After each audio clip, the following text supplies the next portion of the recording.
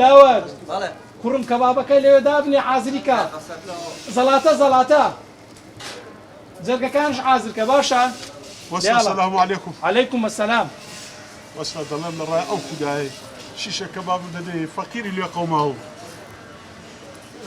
شیشی کاکە 2000 پارەت پێ دەخۆی پارەت پێ نیە ناخۆی نا بەخوای پارەم پێ نییە لە دوونیەوە منانم نەخواردێ بە قوڕان خەریکە دەمرم لە برسان نابی کاکە نابی وەرە وەستا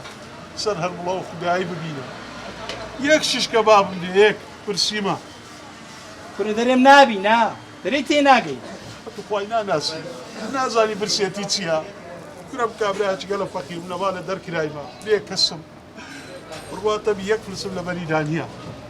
دە شیشەکەم تێبا تێر بووم و بڕۆ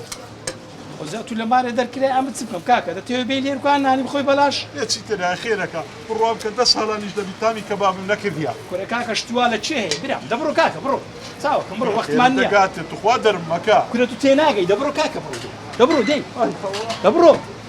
نالیشەکەمان بکەیت کوڕم شتەکان حازر کرد دە باشە کاکە وەرە ئەو دوو شیشەش بۆ وەرە ئاجا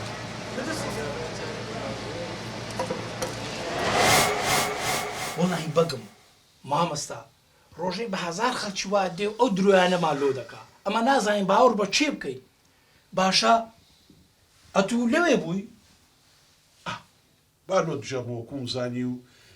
ئەو پیرەمێردەیە کە ئەتوو نانت نەدایە و دەرت کرد دەزانی چێ بوو چێ بوو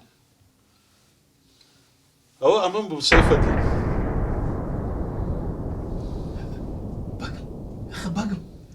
بەگم لە پێ ناوێت و ئەوت کرد خەشتی وا کوی دەبی ئەتوو بەجی خۆت بکەی دەرۆزەکەن سەیفەتی ئەمن ئەوی شەم کرد لەبەوەی وانەکی باشت فێرکەم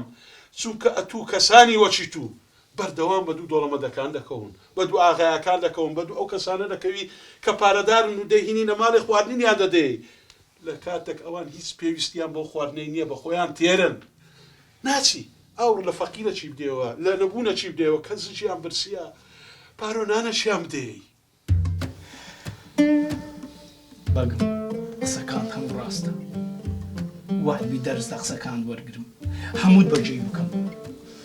باشە بەس ئێستا ئەتو ئەو نانەی ناخۆی حازرکرایە سەیفەدین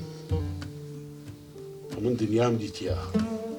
ئەگە ئەم نانەی دەخۆم ئەگە لە بە خاتری توش نەبی لەبەر خاتری خەجیز و کچەکەتە کە دەزانم لە سبەینەوە هیلاک بوونەوە خواردنەی حازرکەن بەس وەچی وعدتدا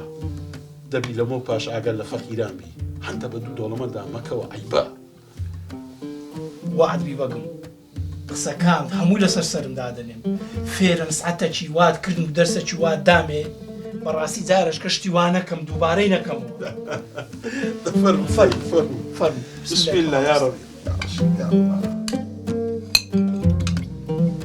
دەستەکانە تۆزش لە خەجیز